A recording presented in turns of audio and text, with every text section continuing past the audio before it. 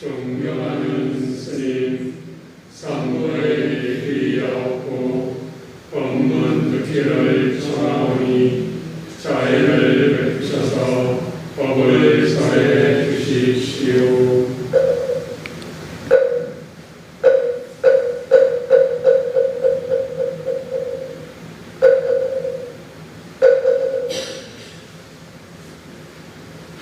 남무석가 모니부 지금도 행복하고 해탈의 그날까지 평화롭기를 기원합니다.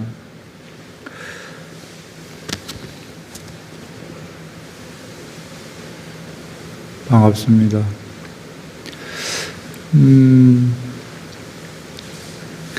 오늘은 여시어경에 계신 말씀 중에 한 말씀을 드리겠습니다.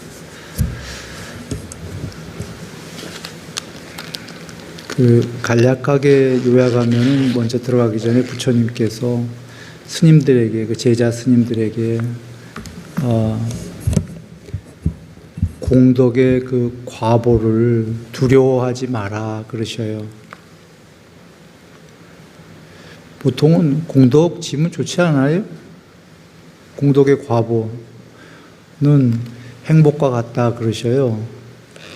행복과 같은 뜻이다가 천상세계에서 수명, 용모, 신이 돼서 수명, 용모, 명성, 명예, 행복, 재물, 영향력 모두 누리리라 여러 경에 계시죠. 그게 공덕의 과보인데, 그리고 그것뿐이 아니라 감각적 욕망을 누리리라까지 다 계셔요. 경전에 여기저기에. 다른 경전에 또 욕망을 버리라고 하시잖아요. 그런데 보시의 공덕, 계행의 공덕, 수행의 공덕, 보통은 보시, 계행 이런 거를 짓게 되면 천상세계에서 그 모든 것과 감각적 욕망을 누릴 것이다 라고 하시거든요. 감각적 욕망을 버려나가라와 모순되지 않는 게, 이것이 모순이 아닌 것은 늘 이걸 이해하셔야 돼요. 부처님께서는 궁극의 열반의 세계를 설하셨기도 했고, 작은 견해로는 욕계, 색계, 무색계라는 이 세계도 있다라고 설하셨다는 것을 이해하셔야 돼요. 욕계, 색계, 무색계는 욕망을 짓고 사는 세계죠. 욕망을 짓는 세계에서는 부처님께서 뭐라고 하셨냐면 공덕을 지어야 된다 그러신 거잖아요. 공덕을 져야 이 욕망의 세계에서는 그것들이 아까 수명, 용모, 명성, 명예, 행복, 재물, 영향력이 생기고 감각적 욕망을 마음껏 누릴 것이다. 여기가 욕망의 세계이기 때문에, 욕망의 세계에도 괴로운 게 있고 행복이 있는데 공덕을 안 짓게 되면 욕망의 세계에선 괴로워지는 거고 공덕을 짓게 되면 행복해지는 거다 하신 거죠. 그런데 종래에는 이 모든 그건 작은 견해고 두 가지 견해가 있다라고 나는 말한다 할 때 작은 견해고, 그 작은 견해에선 어머니도 있고 아버지도 있고 제사의 공덕, 보시의 공덕 다 있다. 이 세계엔 이 세상도 저 세상도 있다. 그 두 세계를 모두 초월한 실현지로, 실현하신 초월지로 실현한 분도 계시다. 이게 이제 작은 견해인데, 큰 견해는 이런 모든 세계를 초월해서 열반해라. 거기는 공덕도 없죠. 존재도 없고. 전달됐습니까?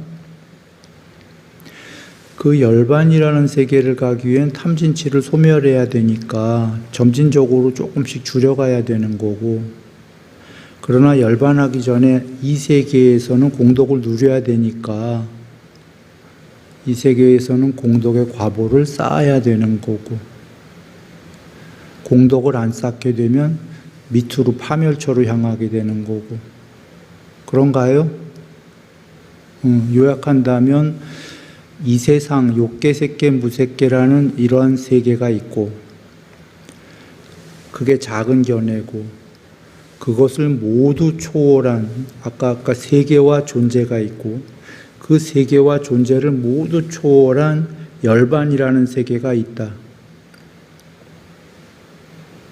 그 열반이라는 세계에는 세계도 없고 존재도 없다. 그러니 뭐 공덕이고 비공덕이고 이런 것도 없겠죠. 존재와 비존재도 초월해 버렸으니까. 그런데 열반이라는 세계는 아무것도 없는 단멸이 아니라 말로는 설명할 수 없고 아뢰야식으로도 알려질 수는 없지만 경전에 계시다시피 열반은 불멸이요 죽음이었고 100% 행복이요 이런 건 경에 다 계시니까 우리가 추론도 아니고 부처님 말씀으로 알 수 있죠. 다만 경에 명확히 계시는지 안 계시는지 모르겠는데 거기가 깨어있다 그런 얘기예요. 죽어있는 게 아니라. 궁극은 네. 나가 궁극이 깨어있는지 아닌지는 몰라요, 솔직히. 100% 반야가. 그러나 알 수 있는 거는 궁극이 아니어도 어느 경지가 됐을 때 삼매가 마음이 완전히 없어진 상태에서 불멸이요, 지복이요, 깨어있는 게 있어요. 그래, 왜 역사적으로 이런 얘기들 내려와요. 완전히 잠들었을 때, 마음이 없을 때 얘기예요. 거기에 깨어있는 게 뭐냐? 그런 질문이죠. 라마나 마하리시님도 얘기했었죠. 마음이 완전히 잠들었을 때, 거기에 깨어있는 게 있다. 마음이 완전히 잠들었을 때 이게 중요한 대목입니다. 우리는 마음으로 살잖아요. 대낮에 마음으로 깨어있고 여러분 마음이 완전히 저녁에 잠들었을 때 누가 업어가도 모르잖아요. 그죠? 마음이 전부라고 얘기하는데 그게 아니다를 아는 때가 오는 게 마음이 완전히 잠들었을 때 마음 없을 때 얘기입니다. 스스로 알아요. 마음 없다는 거. 찍고 빠꾸 하는 마음도 없고 꿈도 없는데 불멸로 깨어있는 게 있어요. 그러니 궁극은 더 그거겠지요. 자, 돌아옵니다. 공덕의 과보를 두려워하지 마라 비구들아 그러셔요. 왜 보통 공덕을 많이 해라 이러시면 되는데 제가분들에게는 경전에서 그래요. 부처님께서 공덕을 많이 지어라. 지금 비구들에겐 공덕을 많이 지어라가 아니라 공덕의 결과를 무서워하지 마라 그래요. 왜 무서워해요? 무서울 리가 없는데 비구들이기 때문이에요. 비구들은 작은 견해를 배운 게 아니라 늘 큰 견해로 열반을 배웠기 때문에 열반이란 거기를 되려면 공덕도 다 초월해야 된다 이렇게 배웠겠죠. 비쿠들은 다른 경전에 보면 다 그래요. 사실 공덕도 초월해라 이렇게 계셔요. 비쿠에게는. 그러니 지금 공덕을 지어라 하면 비쿠들이 공덕을 많이 쌓아라 하면 별로 와닿지 않을 거잖아요. 그래서 공덕의 과보를 두려워하지 마라. 그렇게 시작을 하셔요. 그리고 부처님께서 천상세계에 엄청나게 많이 나온 세월을 얘기하셔요. 공덕을 지신 다음에 7겁 동안 우주가 수축해서 없어졌다가 우주가 한 점에서 팽창해갖고 다시 생겨서 이렇게 7번을 거듭할 동안 이 세계에 오지 않으셨다 그래요. 이 세계보다 높은 세계에 계셨다는 거죠. 공덕을 지었기 때문에 보시의 공덕을 지어갖고 보시의 공덕과 길들임과 제어 이 세 가지를 쌓으셔서 그렇게 됐다. 결론은 얘기하셔요.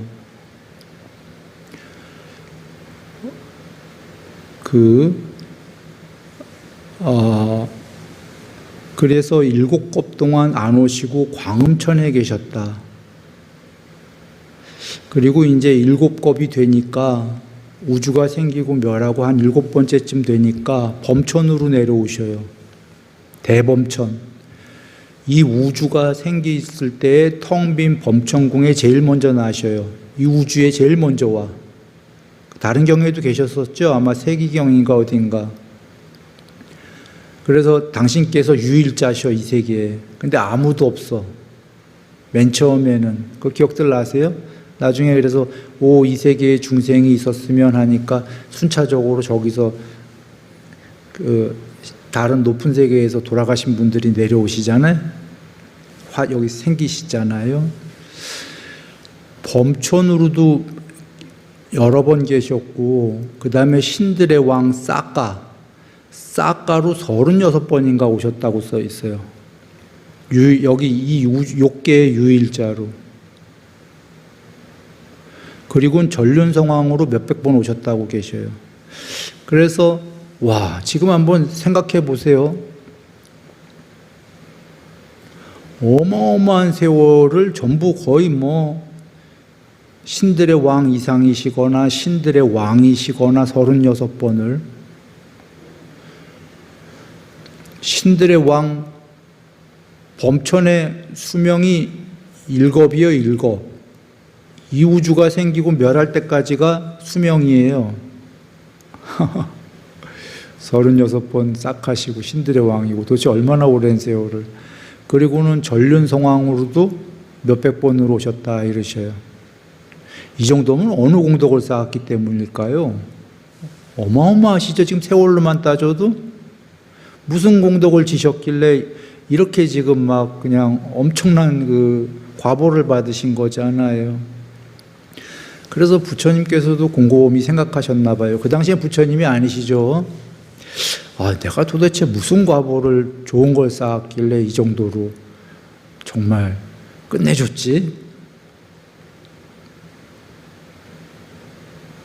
정말 아주 막 영광스러운 나날을 지내신 거 아닙니까? 무슨 공덕을 지었을까?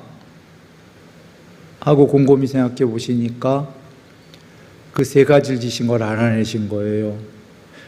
보시의 공덕, 길들임, 제어, 이렇게 얘기하셔요. 그래서 보시의 공덕은 여러분 다 아시죠? 그냥 보시의 공덕은 보시잖아요. 베푸는 건데, 우리 경전에도 계시고, 음식을 베풀면 힘을 주는 것이 되고, 힘을 남에게 줬다 이 얘기죠. 그러면 그 과보는 내가 힘으로 받고,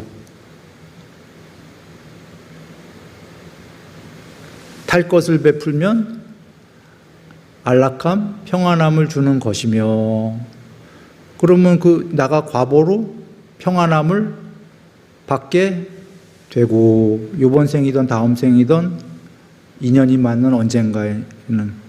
그렇죠? 근데 도대체 어떻게 받냐면 지금 1대1로 받나요?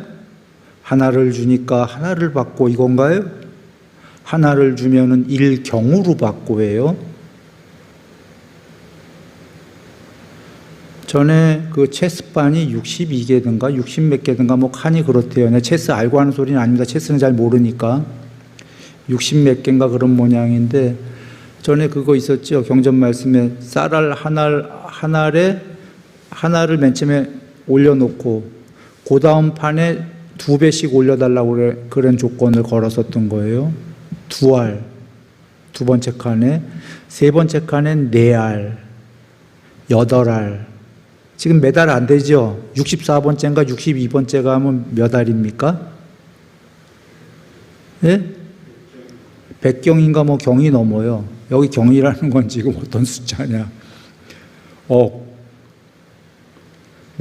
10억, 100억, 1000억, 1조, 10조, 100조, 1000조, 1경, 10경, 100경 이런 숫자 얘기하는 겁니다.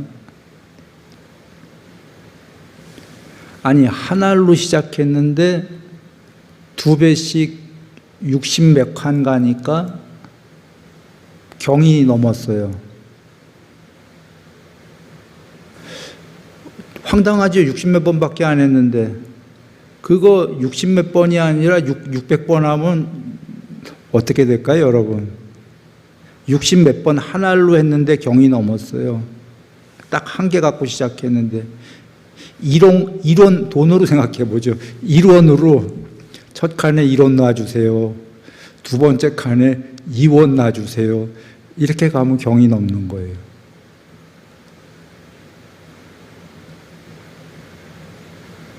말이 안 되죠? 상상 안 가는 거예요. 그러니 60몇 칸이 아니라 600칸이라고 생각해 보세요.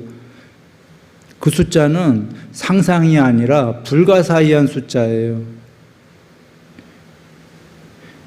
100칸만 간다고 해도 60몇 칸이 아니라 이제는 그건 헤아릴 수 없는 숫자가 되는데 뭔 얘기냐면 요 조그만 체스판에서도 말 같지 않은 일이 벌어지는데 이 세계가 사실은 황당하지만 그래요. 누군가는 막 꾸역꾸역 막 그냥 그렇게 막 가도 잘 안 되죠. 이게 혼자서 아날로그식으로 혼자서 가는 걸 아날로그라고 한번 얘기해 볼까요? 혹은 거북이 걸음이라고 해야 되나? 보시의 공덕은 나 혼자 가는 게 아니에요. 이 세계에서 베풀면 돌아오기 때문에 이게 토끼보다 더 빠른 거 뭐 없을까? 날아가는 거로 할까요? 독수리 같이 거북이 대 독수리 경기가 됩니까?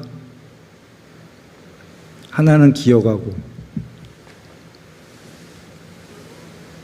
이건 토끼도 아니고 독수리인데 사실 토끼 정도도 아닌 거예요. 이 보시의 공덕은 독수리 갖고도 비유가 안 되는 거죠. 로켓이지 로켓.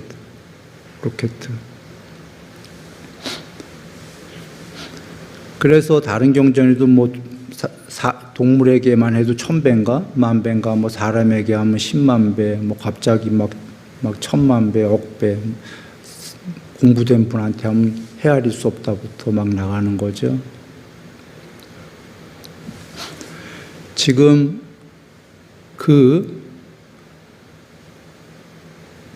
다시 얘기해도 지금 난 늘 얘기했어요. 물론 경전에는 공부된 분한테 보시하는 공덕이 제일 커요. 그러나 지금 그 얘기를 하는 게 아니라 평소에 주위에 그 얘기입니다. 백년 안팎을 살아가면서 늘 주위에 마주치는 모든 것들이 있죠. 매번 할 수는 없더라도 주위에 부딪히는 모든 이들에게 매번은 아니더라도 할 수 있을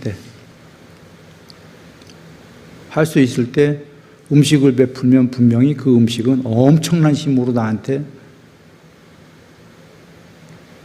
돌아올 것이니까 생활화가 돼야 되는 거죠. 그러한 공덕의 과보를 두려워하지 마라, 비쿠들아. 내가 그렇게 지었기 때문에 그 많은 세월 동안 아까 그렇게 해왔다. 수명이 인간 같지 않지요. 내가 아까 얘기했어요. 그거 너무너무 오랜 세월이에요. 좀 전에 얘기한 36번의 신들의 왕만 해도 수명이 인간의 수명이 아니에요.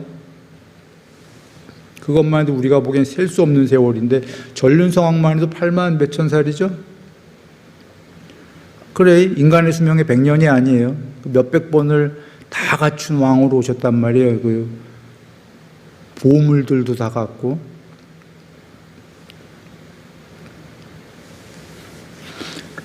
부처님께서 이 말씀을 전달하는 게 한번 우리 여기서 한번 보시라. 일단 요거 들어가기 전에 여기서 눈치챈 분,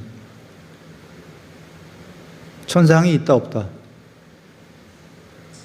전부 천상 얘기잖아요 지금. 왜 그러냐면 세상에서 또 혹자는 천상 없다 이런 사람들도 있잖아요.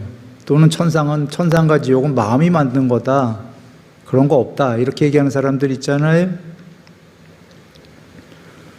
지금 여기 다 있다라고 나오죠. 부처님께서 내가 그런 왕이었다 그러시잖아요. 여기서 우리가 하나 여겨야 될 건 부처님께서 뭐라고 그러시냐면 나는 중생에게 아무리 이익이 되더라도 사실이 아니면 이야기한다? 이야기하지 않는다. 아무리 사실이어도 중생들에게 이익이 되지 않으면 이야기하지 않는다. 오직 중생들에게 이익이 되고 사실일 때에만 이야기한다.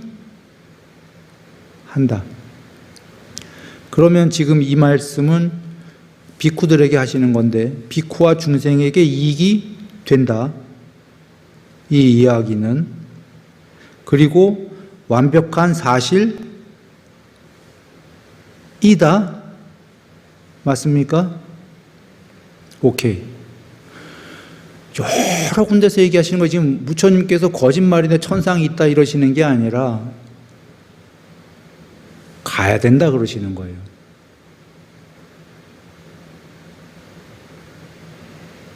해탈하면 최고지만 해탈하지 못한다면 아직은 세월이 많이 남았다면 나날이 항상 일로로 천상세계 가야 된다 말아야 된다. 가야 된다. 그리고 또 하나 알 수 있는 건 당신께서도 해탈하시기 전에 이렇게 많은 세월을 신들의 왕과 신으로 계셨다. 해탈까지는 시간 진짜 많이 걸리는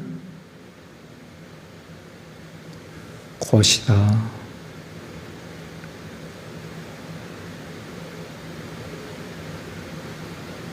이를 알 수가 있죠. 그래서 이렇게 보시고 일단 보겠습니다. 자애경입니다. 자애경 페이지 143. 비쿠들이여 공덕을 두려워하지 마라. 비쿠들이여 공덕들이라는 이것은 행복과 같은 말인데, 같은 뜻인데, 공덕을 짓는 건 이꼬로 행복이다라 이 말씀인 거예요. 행복과 같은 뜻이다. 단어는 틀린데 같은 뜻이다가 공덕 이꼬로 공덕 짓게 되면 받게 된다. 행복. 무조건 받게 된다. 왜 다른 경에서 계시잖아요. 보시의 공덕을 부처님만큼 중생들이 나만큼 안 달면 죽는 순간에도 한 모금의 물도 나눌 것이다. 나누지 않고는 배길 수가 없을 것이다가 나누고 말 거다. 일부러라도 여보 당신이 들어하고. 왜냐하면 지금 죽으니까 그게 더 중요해. 내가 먹는 것보다.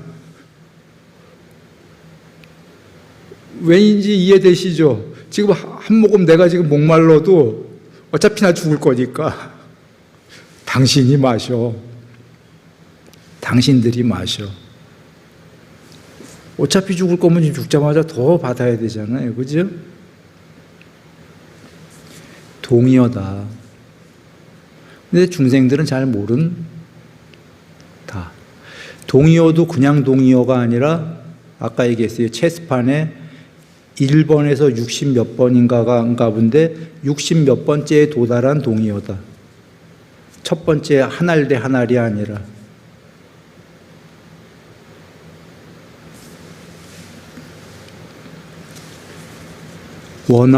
행복과 같은 뜻인데 공덕은 원하고 좋아하고 사랑스럽고 마음에 드는 것이다. 여기서는 긍정으로 쓰셨어요. 보통 다른 경전에서는 원하고 좋아하고 사랑하고 마음에 들고 막 이런 것들은 감각적 욕망이다. 여기도 감각적 욕망인데 여기선 누려라라는 뜻으로 쓰인 거예요, 지금. 놀랍지 않나요? 그러면 아까 내가 그래서 앞 서두 얘기한 거예요, 모두에. 다른 이들은 와, 저 부처님은 모순이다, 야. 어떨 땐 벌이라고 그러고 어떨 땐 누려. 모순 아니다 얘기했어요, 내가. 부처님께서 바른 견해는 두 가지가 있다라고 나는 말한다를 이해 못한 사람들은 모순이라고 볼 거예요. 여러분은 다 이해하셨죠? 이 세계, 열반, 두 가지. 이 세계 사는 동안은 누려야 되죠. 누리지만 줄여가면서 누리라고 하신 거예요. 줄여가면서. 보시를 한다는 건 줄인 거예요? 더 휘둘린 거예요, 욕망에? 내가 남을 돕는다는 건 줄인 거잖아요. 줄였다. 욕망을. 맞습니까? 나 혼자 안 누리고 같이 누리겠다고 한 거잖아요. 이래야 누려지는 거지. 그리고 욕망에 머물러 강요되어 완전히 동요되지 마라 하셨는데 이게 어떤 의미예요? 지금 보시를 하면서 나도 욕망을 누리는 거는 머물러나 조금 강요된 거잖아요. 완전히 동요되면 남한테 나눠요, 안 나눠요? 베풀어요, 안 베풀어요? 안 베풀어. 이게 줄여가는 거 맞거든요. 우리가 완전히 욕망에 동요되면 보통 뭐라고 그러냐면 중독이라고 그래요. 중독. 이 세계에서 그런 것뿐이 아니라 모든 게 도가 지나치면 중독됐다 하는 거예요. 그죠? 중독이 안 돼야 되는 거죠. 머물러는. 앞에 갖다 무슨 단어를 붙여도 그게 정도가 심해지면 중독됐다고 하면 되는 거예요. 그게 경전으로는 아까 머물러 강요되어 완전히 동요되어가 중독되었다. 습관을 지나서 습관에 완전히 매몰됐다가 중독됐다예요. 습관이 돼버린 다음에.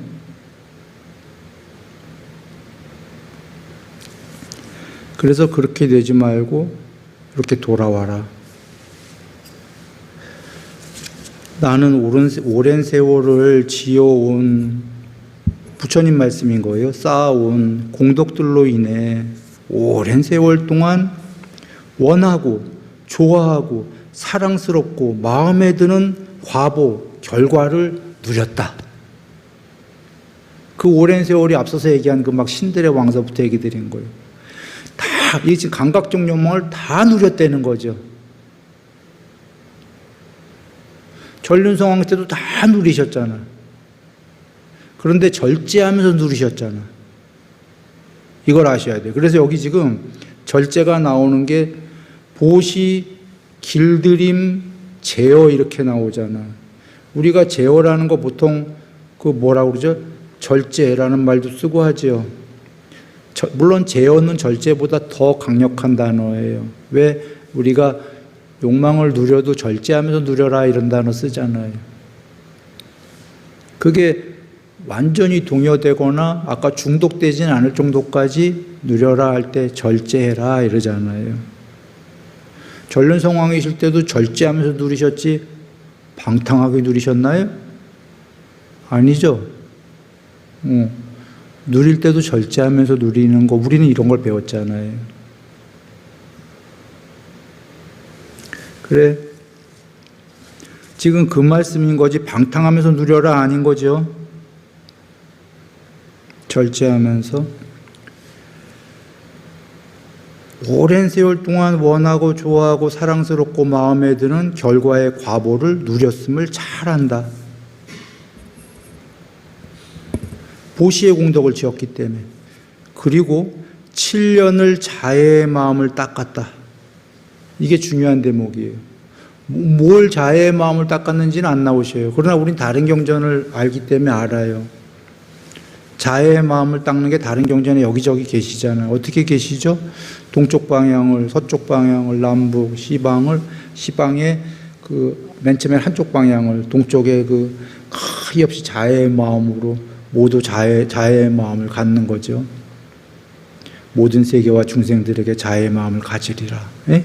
한 방향이 되면 이제 서쪽 뭐 이렇게 쫙 이렇게 자애의 마음을 닦아요. 그러니 결과가 보시라. 신들의 왕이 될 수밖에 없는 게, 신들의 왕이 될 자격의 기초가 뭐죠? 신들의 왕은 이 우주, 이 욕계는 다 알고 다 보신다 하셨죠. 그러면 이 욕계에는 아버지시죠. 유일자 아버지, 욕계에서는. 그런 거 안 그런 거예요? 신들의 왕 대장님이신데. 아버지 유일자예요, 욕계에. 우리 흔히 하는 말로. 아버지 유일자께서 욕계의 유일자시면 아버지 유일자가 욕계를 다 사랑하사. 맞습니까? 그럼 까꾸려 볼게. 욕계의 유일자 아버지께서 이 우주를 안 사랑하셔서 안 사랑하는 사람이 욕계의 유일자가 되면 됩니까? 되면 큰일 나요. 큰일 나고 우리 입장에서도 그런 분이 여기 욕계의 유일자 아버지가 되는 거 바랍니까? 우리 맨날 때리게? 한 집의 아버지가 그 가족을 사랑하사 이래야 되지, 안 사랑하사 미워하사 매일 때려. 아버지 가장이 버티겠나요? 가출해야지. 무슨 얘기냐? 유일자 아버지가 이 우주에, 궁극의 유일자 아니에요. 요 우주의 유일자 아버지 욕계 사랑하사. 맞죠? 그러면 이 전제는 그렇게 이 우주만큼을 자애의 마음을 가진 분이 유일자 아버지가 되어야 한답니까? 그렇게 7년 닦았다는 거예요. 동쪽 방향을, 서쪽 방향을, 남쪽 방향을, 북쪽 방향을 자애의 마음을 갖고 사랑해야지. 정말 사랑하는 거와는 아직은 별개예요. 그냥 사랑해야지. 그래도 그런 자들 중에서 유일자가 나와야지. 기본이 자격이 돼 있는 분들 중에 나와야죠. 누가 더 자애의 마음이 더 됐나에 따라서. 7년을 닦았더니 36번이나 신들의 왕이 되셨대. 그거보다 앞서서는 아예 이 세계에 일곱 개 우주가 생길 동안 아예 오지도 않고 더 높은 세계에 계셨고, 순차적으로 하나하나 떨어지시는 거예요. 이제 공덕의 과보가 다 해가니까 7개 우주 동안 오지도 않으시다가 드디어 이제 내려오셔서 7번째 우주쯤에 텅 빈 범천궁에 범천으로 오셔. 그리고 이제 하나 또 이제 점점 떨어지는 거야. 그 다음에 36번 신들의 왕으로 싹가로 태어나시고, 그 다음에 전륜성왕으로 몇백 번 나오시고. 원래 모든 게 이렇게 약간씩 페이드 아웃 되는 거죠.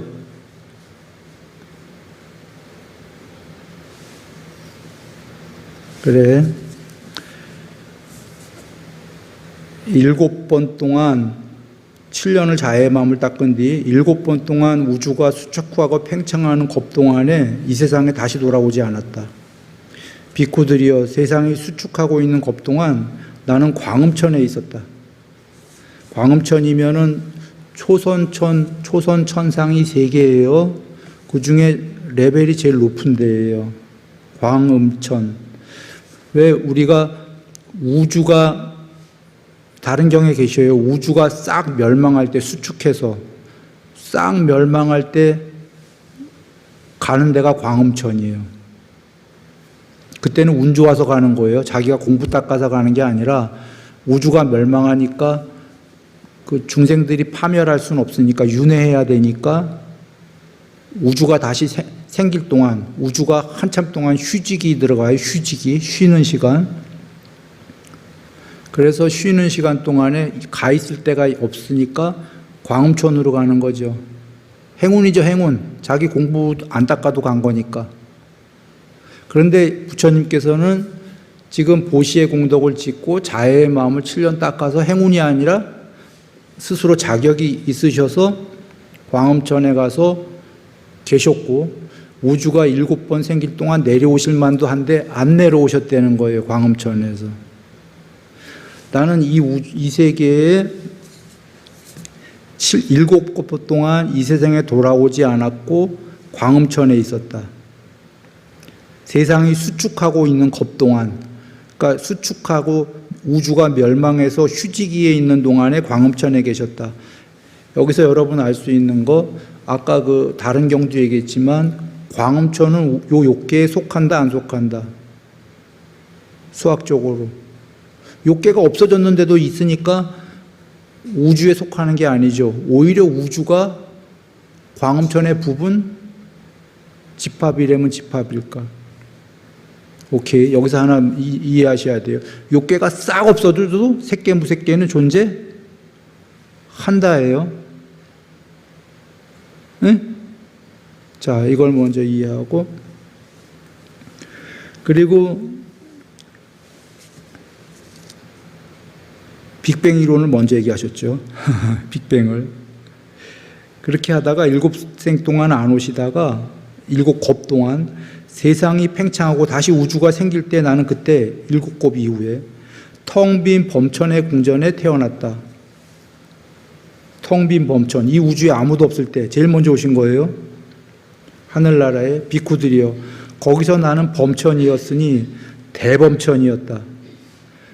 대범천. 지배자였고 지배되지 않는 자였고 전지자였고 자제자였다. 전지전능하신 분이었다. 유일자였다. 이 우주에서 이렇게 얘기하시는 거예요. 여기에 전지자는 그 빨리어 단어를 보면 한자처럼 모든 걸 아는 분이 아니에요. 빨리어 뜻은 여기 주석서에 써 있는 거로 봐서는 한번 나중에 찾아봐요. 주석엔 그렇게 써 있네. 빨리어가 다 보는 분이다라고. 그러니까 다 아는 분이 아니라 다 보는 분이에요.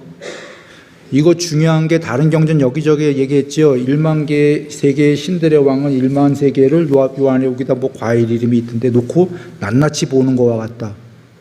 본다예요, 본다. 보는 게 더 높은 공부입니까? 아는 게 더 높은 공부입니까? 보는 게 높은 거예요. 아는 건 머리로 찍고 받고 마음으로 아는 거잖아요. 그건 낮은 공부예요. 보는 거는 무척 높은 공부가, 그래서 유관, 천안, 해암, 법안, 불안이라고 전부 눈으로 나오는 이유가, 유관은 사람 눈 맞죠? 천안만 해도 이게 사람 눈입니까? 사람 눈이면 하늘 세계를 어떻게 다 봐? 불안은 모든 세계를 다 보는데 이게 유관처럼 사람 눈이면 모든 세계를 어떻게 다 봐요? 그죠? 이 우주만 보는 게 아닌데 불안은 욕계, 색계, 무색계 싹 보는 건데 이건 사람 눈이 아닌 거예요. 그죠? 그리고 이렇게 본다와 욕계, 색계, 무색계를 지혜로 안다 할 때 안다는 마치 계산하는데 시간이 걸리잖아. 아는데 본다는 한 방에 볼 수 있잖아요. 예? 자, 그래서 얘기합니다. 알고 본다가 아니에요. 보면 안다야. 이거 다른 뜻입니다. 다른 단어고. 알고 본다. 알면 본다가 아니고 보면은 즉시로 안다예요.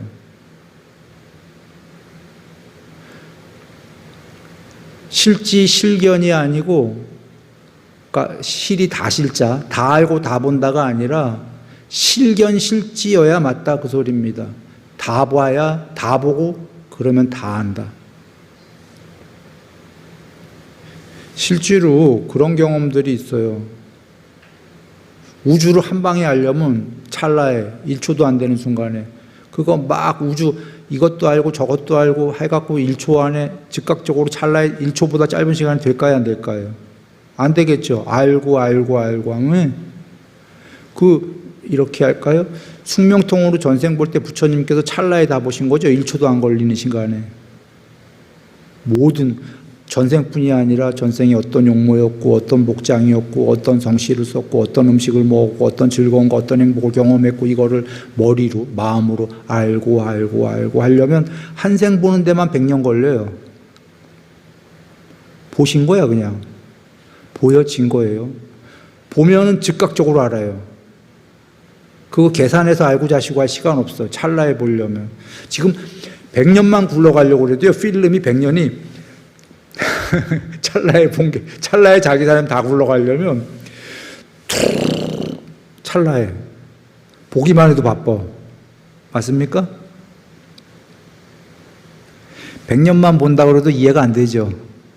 필름으로 보듯이 보면 찰나에. 수없는 삶을. 그러나 임사체험 해본 사람은 요번 삶을 그렇게 찰나에 봤다는 걸 알아요. 공부 안 됐어도 임사체험이 됐으면.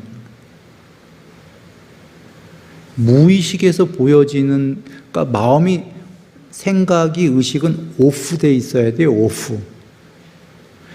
마음이 없는 상태에서 보여야 그렇게 보이는 거예요. 시간과 공간이 초월된 상태가, 의식이 있는 건 시간과 공간이 있는 세계예요.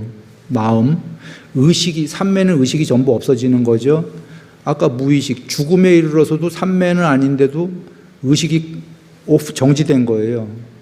의식이 정지되면 시공이 정지돼 갑니다. 정지된 만큼. 정지되니까 찰나에 그게 되는 거예요. 시간이 정지되지 않은 상태에선 시간과 여러분의 마음은 똑같아요. 진행 상황이.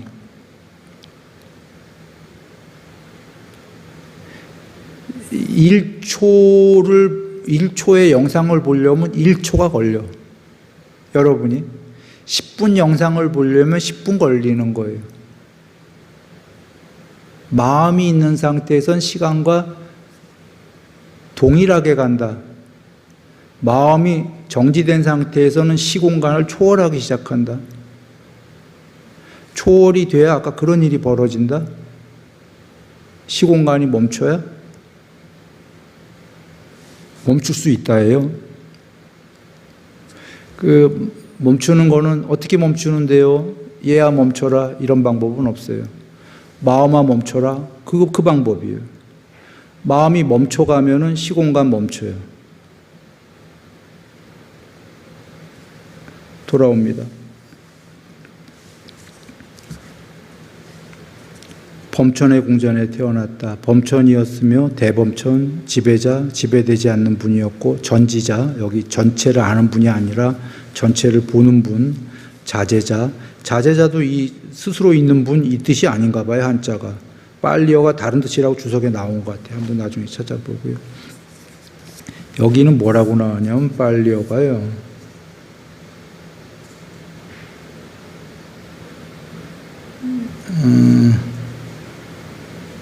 성취수단, 사여의족이네요. 여의족을 닦은 힘으로 나는 자신의 마음을 나의 제어하에 있게 한다라고 해서 자제자이다. 마음을 나의 제어하에 있게 한다. 여기 경전에 본문에 나오는 거랑도 일맥상통하네요. 아까 제어가 나온다고 그랬죠. 보시의 공덕 길들임 제어를 닦았다 하셨어요. 몸과 마음의 제어인데, 물론 몸의 제어보다 더 중요한 게 마음의 제어인데, 우리 마음의 제어가 되나요? 마음의 제어가 되나요? 마음에 휘둘려 사나요? 아까 절제라는 마음도 사실은 몸도 좀 절제하려는 거지만 근본적으로 마음을 좀 절제하려는 거죠. 마음의 어떤 부분들을. 제어가 100% 안 되니까 절제라도 하려는 거잖아요. 100% 잘 안 돼요. 그래서 누구지? 전에 아주 유명한 실학의 정약용인 것 같아요. 그분이 쓴 글을 보면은 욕망이라는 거는 버릴 수는 없으니까 절제를 하면서 살아야 된다라고 한 거예요. 그이는 종교인이 아닐 거니까, 종교인이라면 이렇게 다 버리고 해탈을 할 텐데, 그이는 궁극의 열반이라는 걸 몰랐을 거 아니에요? 그러니까 이 세계에서 살아야 되니까, 실학적이니까 버리는 건 불가능하니까 그래 절제를 하며 살자 이랬던 거 아니에요? 그 얘기는 욕망뿐이 아니라 그 마음으로 한다면 마음을 100% 제어하는 거는 불가능하니까 마음을 절제만 하자 이랬던 얘기죠. 비슷하게. 우리도 사실은 절제를 하기 시작해야 되죠. 그런데 여긴 지금 제어를 하라, 제어까지 한다 그랬어요. 자제자의 원뜻이. 제어할 수 있겠죠. 왜 할 수 있냐면 마음이 궁극이면 제어 불가능. 그런데 몸과 마음은 부처님께서 궁극이라고 그러셨어요? 아니라고 그러셨어요? 아니라고 그러셨어요. 몸과 마음을 초월한 그 무엇의 대반야, 반야 100%가 궁극이라고 그러셨어요. 그러면 마음을 여기서처럼 제어해 가기 시작해서 마음을 100% 제어했을 때 궁극이 되는 거죠.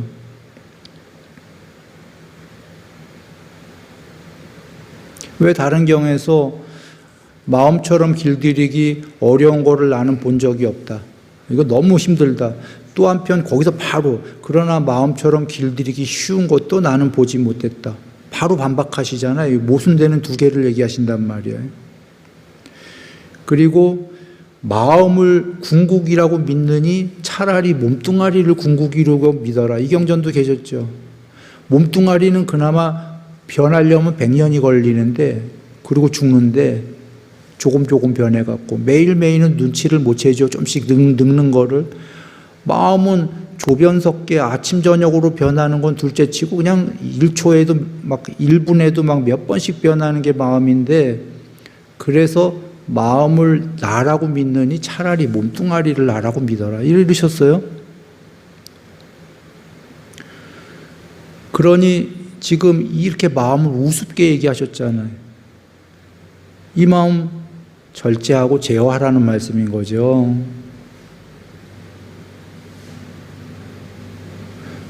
그렇게도 얘기하신 거고 그래서 얘기하신 거예요. 실제로 마음이 궁극이 아니다 하고 마음은 질병이다라고까지 얘기하셨어요. 몸과 마음은 질병이요 재난이요 뭐 화살이요 뭐 이렇게 쭉 얘기하셨어요. 그래서 몸과 마음은 나가 아니다 하셨어요. 궁극이 아니다 뿐이 아니라 그냥 일반적인 우리가 쓰는 단어인 내가 아니다 하셨어요. 몸과 마음은 왜 나가 아니냐면 우리 나라고 쓰잖아 얘를. 질병이다. 질병을 나라고 하면은 안 된다 그러셨어요. 얘 부서지기 마련이다. 그래서 오온은 나가 아니다. 이렇게 하신 거고 나가 아닌 거는 몸과 마음은 나가 아니니까 통제할 수 있다. 궁극에 그 무엇이 있다. 반야가. 그런데 마음을 통제 못하고 마음에게 휘둘리면 나가 아니라고 하셨으니까 나가 아닌 거에 휘둘리는 거가 되는 겁니까? 수학적으로? 마음은 내가 아니다 하셨어. 부처님이 그건 다 아시죠? 근데 내가 아닌 놈한테 휘둘리면 남한테 휘둘리는 건가요? 맞나요? 맞아. 그러면 마음한테 휘둘린다는 거는 나한테 휘둘리는 거예요? 남한테 휘둘리는 거예요? 남한테 휘둘리는 거야. 맞아요? 남한테 휘둘리는 건 기분 나빠.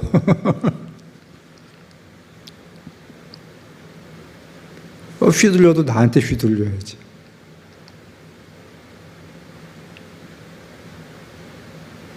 그러면 남이니까 제어해야 됩니까? 안 해야 됩니까? 제어 들어가야죠. 제어 들어가야 돼요. 근데 처음부터 제어가 힘드니까 절제부터 들어가는 거죠. 절제가 좀 더 쉬운 거예요.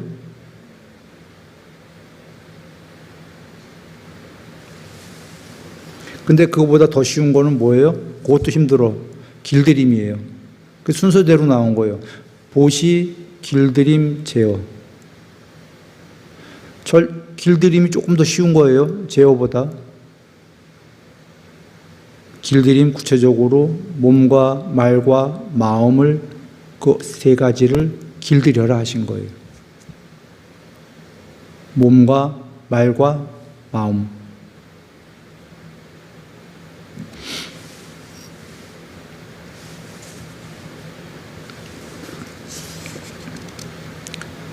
나는 그리고 아까 전지자 자제자 였다. 비쿠들이여 다시 나는 36번을 신들의 왕인 싹가였다.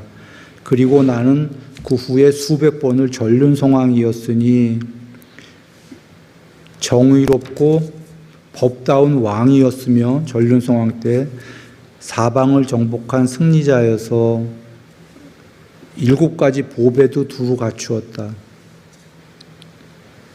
비쿠들이여 그런 나에게 이런 생각이 들었다. 나는 무슨 업의 결실과 무슨 업의 과보로 지금 이런 크나큰 번영과 크나큰 위세를 가지게 되었을까? 비쿠들이여. 그러자 나에게 이런 생각이 들었다. 나는 세 가지 업의 결실과 세 가지 업의 과보로 이렇게 되었다. 그게 뭐냐? 보시와 길들임과 제어이다. 보시의 공덕, 길들임, 제어이다. 이러한 뜻을 세종께서는 말씀하셨습니다. 그 다음에 이제 개송을 하셔요. 공덕을 공부 지어야 하나니, 공덕을 쌓아야 하나니, 앞에서는 맨 앞에 비쿠들이여 공덕의 과보를 두려워하지 마라. 그러셨죠? 공덕을 쌓아야 하나니, 앞날에 미래의 행복을 크게 키우노라. 무엇이 공덕이? 보시와 올바른 행실과 자애의 마음을 닦아야 하노라. 이게 개송인데 이게 앞에 대꾸법이에요. 보시와 길들임과 제어의 대꾸법이에요. 보시와 길들임을 지금 여기선 올바른 몸의 신구의 삼업의 행실이에요. 올바른 행실. 그 다음에 자애의 마음을 닦아라. 길들임 제어. 제어의 마음을 제어하는 건데 어떻게 제어하냐면 마음의 제어에는 크게 이런 방법인 거예요. 마음아 제어되라. 되나요 안 되나요? 안 돼요. 그럼 어떻게 하냐면 마음에다가 마음아 자애의 마음이 되어라. 그것도 되어라 하면 안 되니까 자애의 마음을 실제로 하는 거예요. 마음은 변하는 겁니까 안 변하는 겁니까? 변해요. 나쁜 마음이도 되고 깨끗한 마음도 되고. 자애의 반대말이 뭔가요? 미워함이 없는 연민의 마음이란가 미워함인가 보다. 미워하는 마음도 될 수 있고 반대인 자애로운 마음도 될 수 있죠. 마음이. 그렇죠? 그러면 미워 죽겠어 하면 마음이 점점점 미운 마음이 되는 거고, 미운 마음아 되어라 해서 미운 마음이 되지 않아요. 아까 착한 마음 되어라도 착한 마음 안 돼. 그와 같이 미워지기 싶은 사람은 없겠지만 예를 들어서 내 마음 나쁜 마음 되어라. 이 나쁜 놈 되어라. 됩니까? 안 돼. 나쁜 마음이 되려면 나쁜 행동과 나쁜 마음으로 자꾸 가져야 돼요. 마음속으로 상상을. 그런가요? 똑같이 착한 마음 되어라. 깨끗해져라. 됩니까? 안 돼. 착한 마음 되는 생각을 자꾸 해야 되는 거죠. 아까 동쪽으로 자애롭게 자애의 마음을 동쪽을 향해서 시방을 이렇게 하고, 이거 마음으로 지금 생각하는 겁니까? 안 하는 겁니까? 하는 거죠. 하는데도 그렇게 돼간단 말이에요. 근데 문제는 이게 진짜로 되려면 평소의 생활에서도 몸과 말과 마음으로 행위할 때 일상생활에서 이런 마음으로 행위를 해야 되지, 이게 되지. 일상에서는 안 해. 안 하는데 여기서는 해. 지금 수행할 때 모순이야. 스스로 알아요 몰라요? 이거 엉터리네. 나 일상에서 이렇게 안 하는데 엉터리야. 다른 사람은 몰라도 스스로 알아. 그래서 안 되는 거예요. 자기가 자기를 속일 수가 없으니까.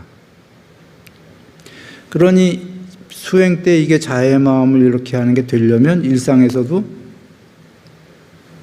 일반 행위할 때 이렇게 해야 되는 거죠.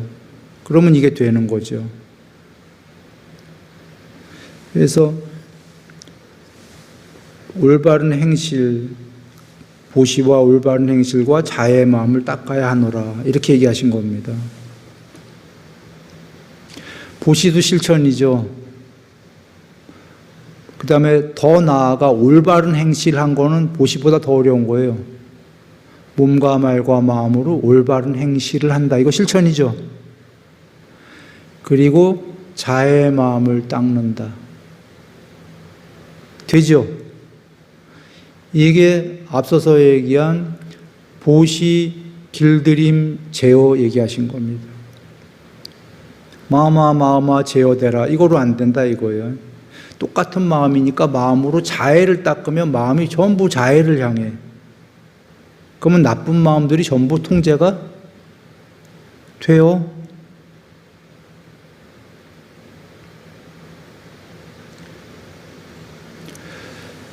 요걸 다른 말로는 다른 경전에 계셔요. 지금 여기서는 보시, 올바른 행실, 자의 마음을 닦는다 또는 보시, 길들임, 제어 이렇게 나온 게 다른 경전에는 보시의 공덕, 계행의 공덕, 수행의 공덕 이렇게 나오는 거예요.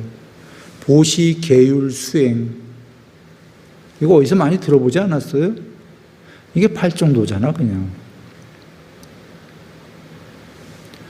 팔정도가 바른 말, 바른 행위, 이게 전부 바른 몸과 말과 마음의 바른 행위가 나오고 정진, 사띠, 삼매. 사띠, 삼매는 전부 수행이고. 그래서 늘 말씀드리지만 부처님께서 이런 거 복잡하다. 난 다 복잡해. 이건 안 좋. 머리가 너무 복잡한데 하면은 그냥 이것저것 신경 쓰지 말고 팔정도로만 살아라. 그러면 모든 공덕의 과보가 오고 언젠간 깨닫는다. 그러신 거예요. 더 새록새록 와닿지 않나요? 그냥 이것저것 머리 아프면 머리 쓰지 말고 팔정도 닦아라.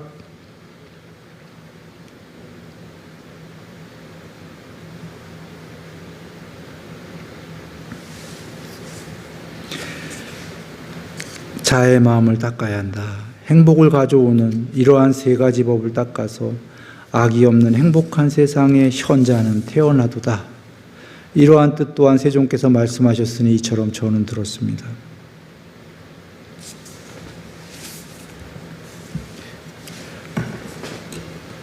이 중에 이 세 개를 다지면 이건 어마어마한 거고요. 부분적으로만 짓더라도 엄청나다는 거 전달되나요?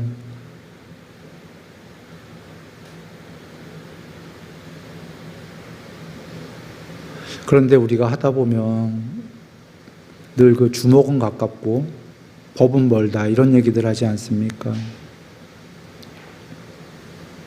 이 세계에서 이렇게 하다 보면 맨 처음에 보시의 공덕부터 걸리는 이유가 뭔가 손해보는 것 같아. 뭔가 손해보는 것 같고 뭔가 계율을 또 지켜나가면 뭔가 나만 손해보는 것 같아. 특히 젊은 친구들은 내가 언젠가 젊은 친구한테 이런 얘기를 들은 적이 있어요. 그렇게 하면 저만 손해봐요 하고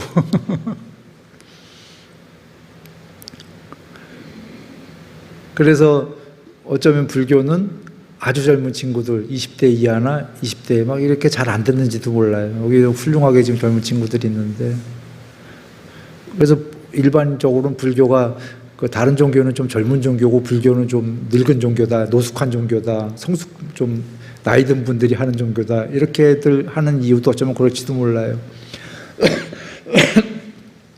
뭔가 손해보는 것 같거든. 좀 전에 주목이 가깝다가 손해보다는 이익이 가깝죠. 젊은 친구들 입장에서 손해보는 게 좋겠어요? 이익 보는 게 좋겠어요? 그죠? 그래서 이 세계를 살다 보면 뭔가 보시의 공덕도 손해보는 것 같고 계율 지키면은 왜 계율 지키면 손해보는 것 같냐면 남은 그냥 비계율적이고 막 하고 막 이런데 나 혼자 이러니까 뭔가 막 손해보는 것 같고 그런데 말씀을 잘 이해한 사람들은 짧게 살고 말겠습니까? 하루살이가 하루살이에요. 신들의 세계에서만 해도 수명이 어마어마하죠. 그분들이 볼 때는 이 낮은 신들의 세계에서도 비하면 인간의 수명은 하루살이 맞습니다.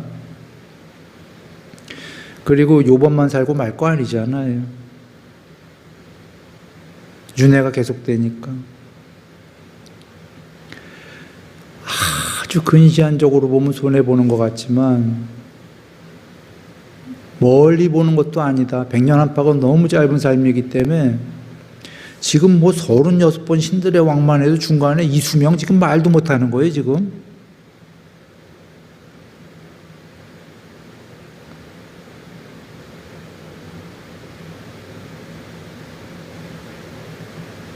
아주 순간에 손해보는 듯해도 그건 손해가 전혀 아니다. 오히려 너무 욕심 많은 거다. 굉장히 큰 과보를 받는다. 그리고 이번 생 뭐 짧은 거 다 가는데 금방 가는데 퍼줄 거 있으면 다 퍼주고 가면 되는 거죠. 갈 때 들고 갈 거 하나도 없을 텐데. 그렇다고 경전에 계시다시피 벌면은 누구부터 쓰라? 나 계셨죠? 그 다음에 부모님, 그 다음에 일가 친척, 그죠? 그러면 이제 그 다음에 뭐 안 나와도 쭉 알잖아요. 이제 그 다음에 가족들 다 나왔으면 그 다음에 뭐겠어요? 이제 남중에 이제 가까운 사람들, 응? 도울 수 있으면 다 도와야죠. 특히 연세가 많아졌다 하면 빨리빨리 베풀어야 돼요. 그럼 뭐 못 가지고 가는데 뭐. 그 전에 어떤 분은 정말 깨끗했던 분이 계셔요. 미리미리 살아 계실 때, 그 정리를 다 하셨어. 여기 아는 분도 있을 거예요. 대심리에 한번 공부하러 오셨던 분인데 연세 많은 분이에요. 그 가족들에게 미리 논아줬어요. 미리. 아마 좀 많으셨나 봐. 돌아가신 다음에 뭐 해도 뭐 어떻게 되니까 법적으로 그냥 뭐 살아서 저거 하면은 그 징역 많이 나갈 텐데도 살아서 다 하셨어요. 그렇다고 연세 아주 많지도 않았는데 본인도 오래 살 거라고 생각하셨던 것 같아요. 아직도 많이 살 거라고 생각했는데도 미리 정리했어.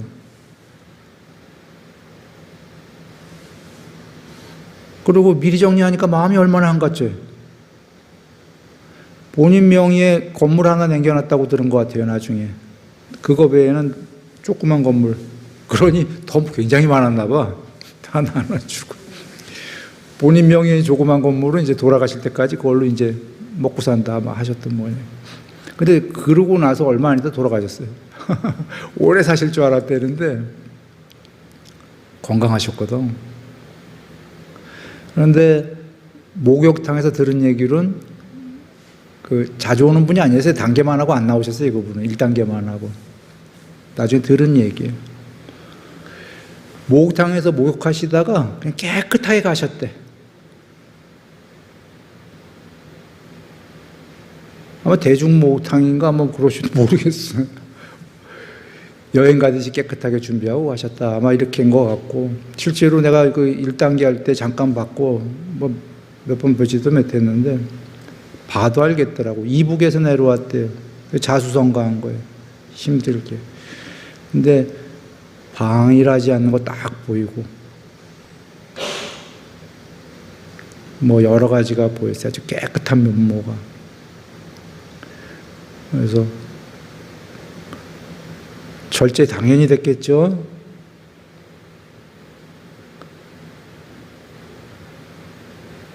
그러니까 그 왜 경전에 계시잖아요. 살아서 계율을 잘 지키는 자는 살아서 방일하지 않기 때문에 많은 재물을 먹고 조면 그 준비했는데, 근데 잠깐 봤기 때문에 모르지만 그분이 이제 그러고 나서 베풀었는지 안 베풀었는지 모르겠어요. 그러고는 베풀어야 된다 그 얘기예요. 내 얘기는. 뭐 자녀들한테 다 그랬으면 베풀어야지. 이제 다른 많은 이들에게 건물 부여잡고 있으면 안 되지. 뭐 알고 하는 소리는 아니에요. 내가 본 적이 없으니까. 그 다음에는 막 저거 했는지 돌아가시기 전에 했다면은 아주 이거였을 거고, 그렇죠? 안 베풀고 붙잡기만 했다면 그건 그냥 자기 자녀만 이쁘한 합한 그냥 뭐 그런 거고. 연세 많이 됐으면 이제 얼마 안 남았잖아. 그분 같은 경우에 다 해야지.